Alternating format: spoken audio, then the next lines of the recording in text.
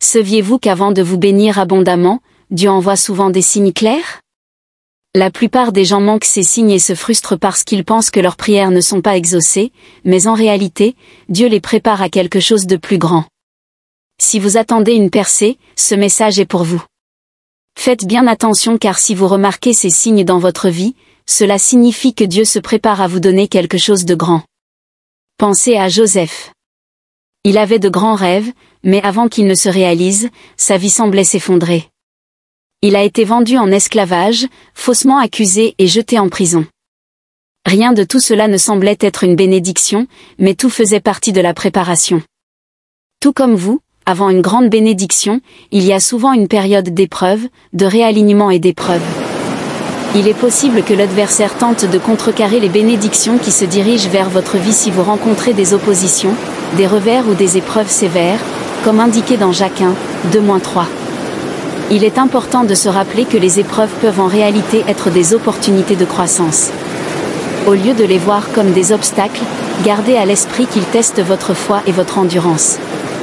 Un autre signe de déconnexion divine est lorsque des personnes sont retirées de votre vie juste avant que Dieu ne vous bénisse.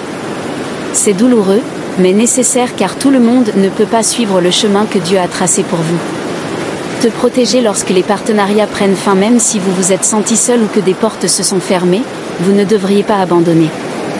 Dans les jours précédant les événements cruciaux de son ministère, Jésus-Christ se retirait fréquemment en lui-même. Après avoir ressenti un malaise spirituel, il est possible que Dieu vous prépare à ce qui va venir en vous appelant à une saison de séparation. Vous pourriez sentir un changement se produire, mais être incapable de dire ce que c'est. Dieu est en train de susciter quelque chose de nouveau en vous lorsque vous savez que le changement est en route. Vous pourriez constater que les choses qui vous excitaient auparavant n'ont plus la même fascination.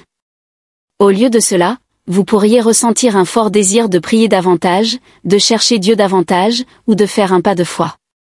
Dans Ésaïe 43, 1-19, il est écrit, « Voici, je fais quelque chose de nouveau. Voici, j'ai déjà commencé. Ne le percevez-vous pas? Je ferai un chemin à travers le désert. Je créerai des rivières dans le désert aride. » Quand vous ressentirez ce changement, penchez-vous vers lui.